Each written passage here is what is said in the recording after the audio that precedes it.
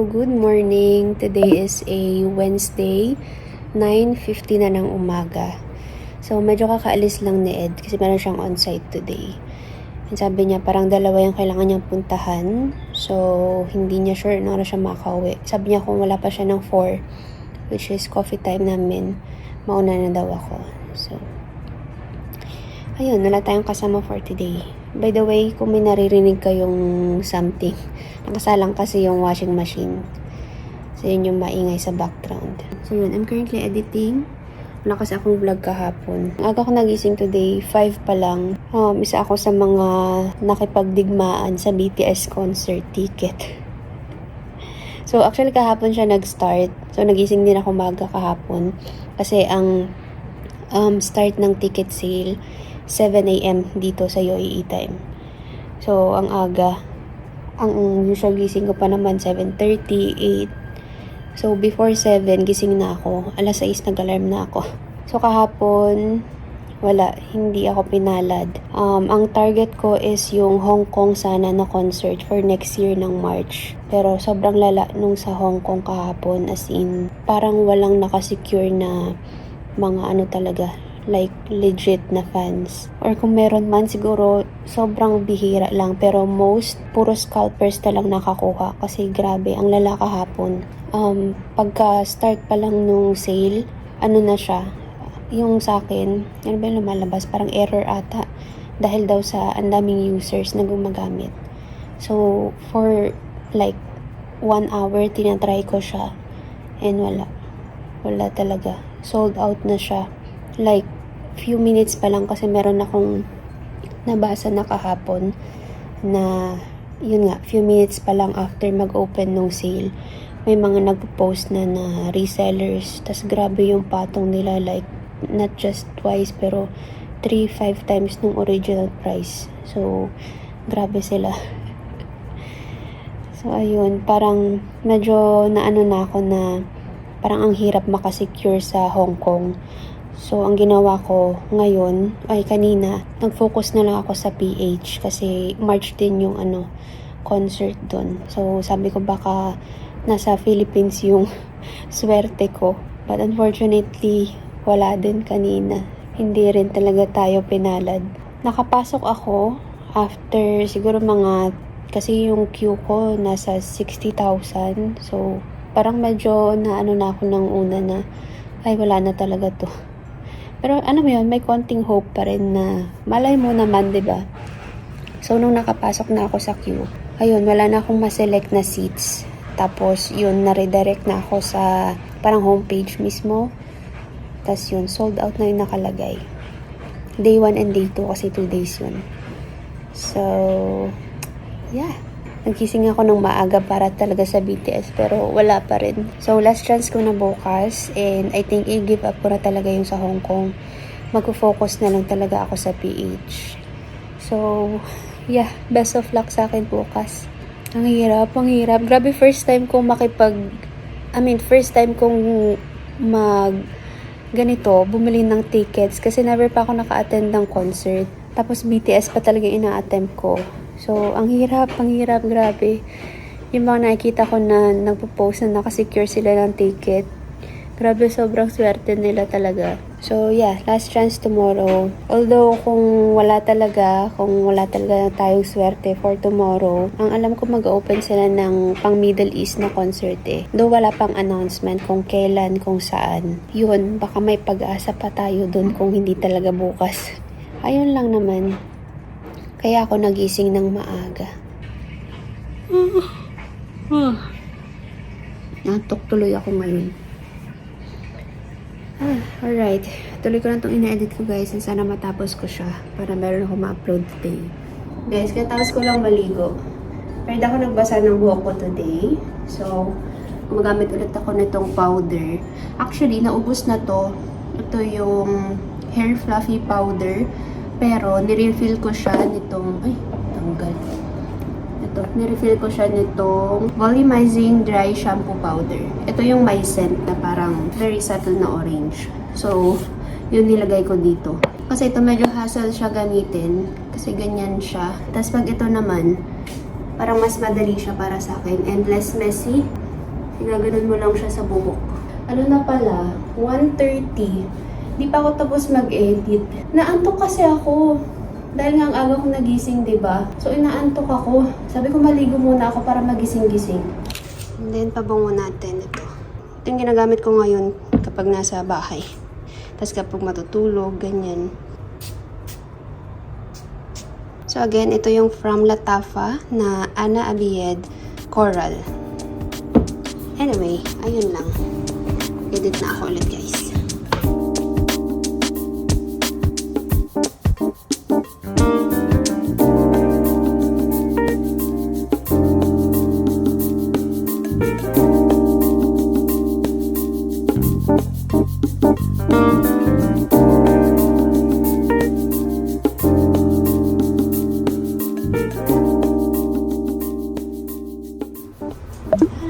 Good morning! Friday today, guys. Meron siyang on-site. Ipapaano na ako. Papa-alter lang ng pants and magbi-big mart.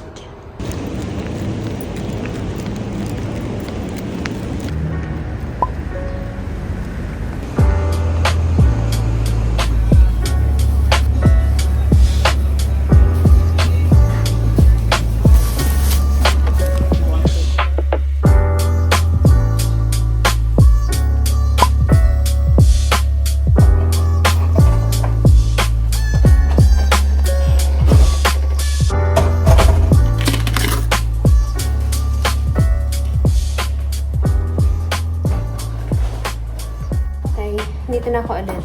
Feel yung pinunta ko, guys. Naka-close yung tailor shop. Tapos, nag-try ako mag-check sa Google Maps ng iba pa. Meron palang mas malapit dito sa amin. Doon malapit lang naman yung pupuntahan ko. Tawid lang siya. Pero may mas malapit pa pala. Pero close din. So, dumiretso na ako ng Big Mart. Naisip ko kanina kung babalikan ko. Kasi medyo mabigat kasi yung dala ko. So, wag na lang.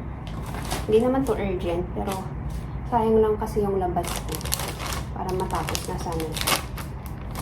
Oh well. Oh well. Next time na yan. Siguro bukas, kung lalabas kami ni Ed, idaan ko siya. Anyway.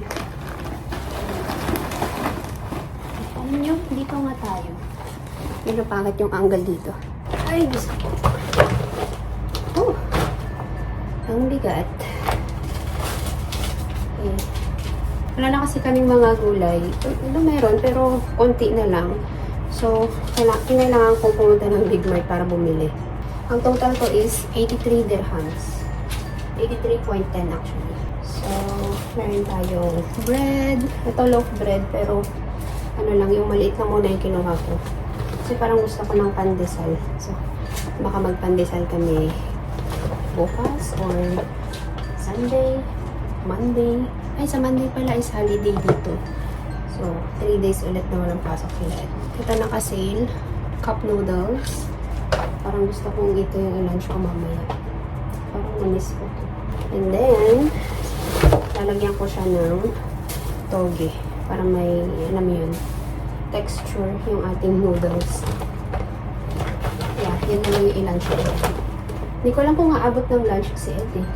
Hindi niya rin sure. Pero sabi niya mabilis lang. Pero kung wala pa daw siya ng 12, mauna na ako kumain. So, that's what I'm planning for lunch.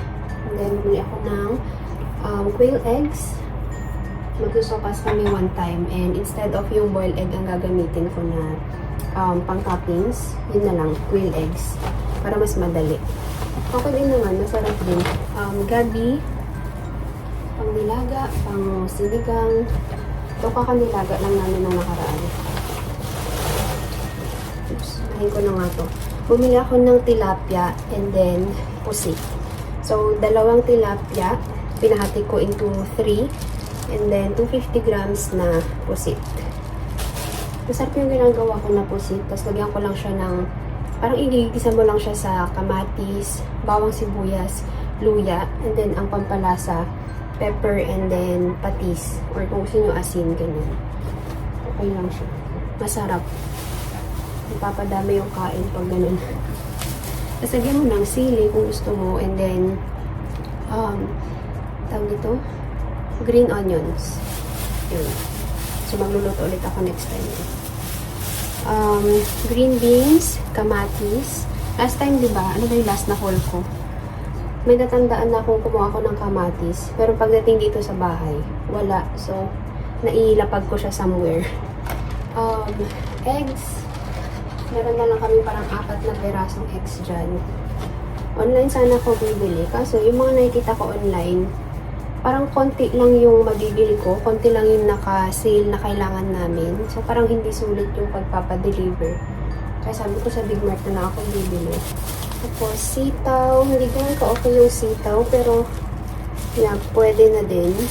Well, kumuha ako ng sitaw. Kasi, meron ulit, malunggay. Not malunggay. Saluyot. So, magdedeneng ulit ako. Malunggay ang wala pala. Pero, okay lang. Saluyot and then, sitaw. Okay na siya. Tapos, sabaw. Tapos, yun. Magpiprito tayo ng tilapia. And then, ano pang kinuha ko? Petchay, and then, 2 bundle ng kangkong. Ay, may gulay pa pala. Isang radish, patatas, and ampalaya. Namiss ko na yung ampalaya na may itlog. Tapos ito, garlic, nakasigit siya. Gagawa ulit ako ng yung last time. Freezer ko siya. I-mince mo muna, tapos lagay mo sa ziplock. And then, i-freezer. Para anytime na kailangan ko ng minced garlic, mabilis lang, makuha lang. And then last but not the least, kalabasa. Yun nga lang, wala akong napiling talong and okra. May okra doon pero yun, pag inaano ko siya, yung matigas na. Tapos kailangan ko din sana ng Coco Mama. Kasi walang Coco Mama. Medyo nag-alala ako ng slide kasi may nabasa ako, parang naghahanap sila ng tender juicy na hotdog. Tapos wala silang mahanap sa mga groceries. Meron pero as in sobrang bihira. Tapos dun sa comments may naghahanap din ng Reno, ganun. Wala daw silang makita. Tapos nakita ko yung Coco Mama, sabi niya, pati Coco Mama wala akong makita. Tapos kanina nanonood ako sa Big Mart, walang Coco Mama. Usually meron dun. So, sabi ko, oh my gosh, wala na akong stock ng Coco Mama. Though, meron namang alternative na mga pa dito. From ibang, bansa, ibang brand. Pero, alam mo yun, iba kasi yung Coco Mama para sa akin eh. Parang yun yung pinaka-best na lasa so far. Pero kung no choice talaga, syempre, kailangan natin gumamit ng ibang brand. Pero yun, may mga ibang Pinoy products na medyo mahirap nang hanapin. Siguro dahil nga sa nangyayari, hindi deliver, makapag-import ng mga products. Anyway, ayun. Ligpit ko lang to guys. Linisin ko yung fish. Hindi linisin, napalinis ko na siya. Hugasan lang, idinagay ko sa ziplock para malagay ko na sa freezer. Masyado pang maaga para mag-lunch. Mag-edit ako guys. Nakatulog kasi ako kahapon sa sobrang antok. Naumpisan ko yung pag-i-edit pero hindi kinaya ng katawan ko. Nakatulog ako. 3 araw na akong puyat starting nung Monday, Tuesday, Wednesday, Thursday. Dahil nag-a-attempt akong bumili ng BTS concert ticket. But unfortunately, hindi tayo pinalad sa 3 days na yun.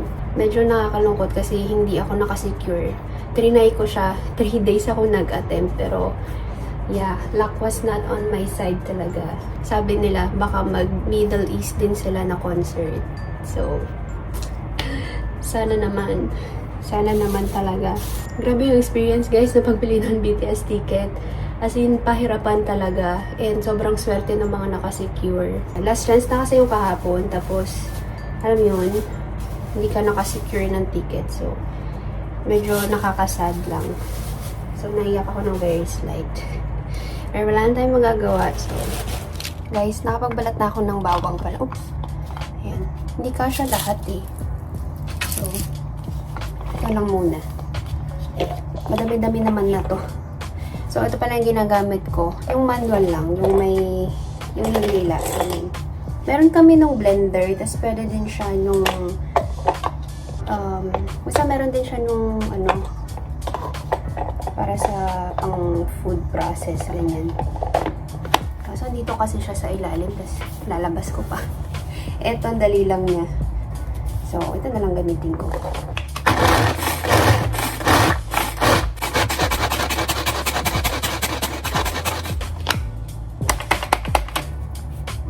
Gusto ko yung medyo mas pino pa. So, alam pa natin konti.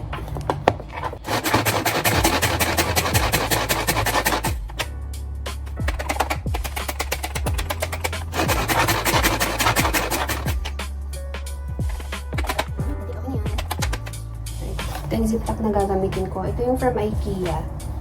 Ito yung nabili natin last, yun na ba yun? Nag-IKEA kami. Kasama namin sila yun. So, ito, isa to sa mga nabili ko. So, dalawang size to. Isang 1.2 liters, isang 2.5.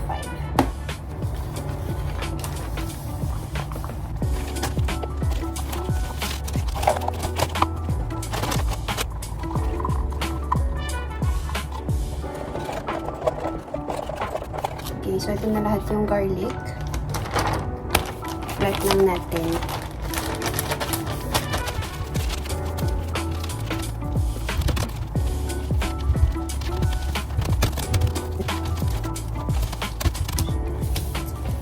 Yan, and then ready na siya sa freezer. Tapos anytime na kailangan mo, kuha-kuha ka lang dito. Di ba?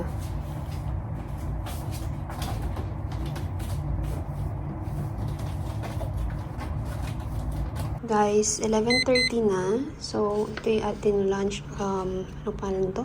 Shin cup noodle soup. Tapos, nilagyan ko siya ng toge. Tapos, meron pa na kami nito sa freezer. Ano siya? Vegetable dumplings. So, naprito lang ako ng 4. And that's my lunch for today. Kain!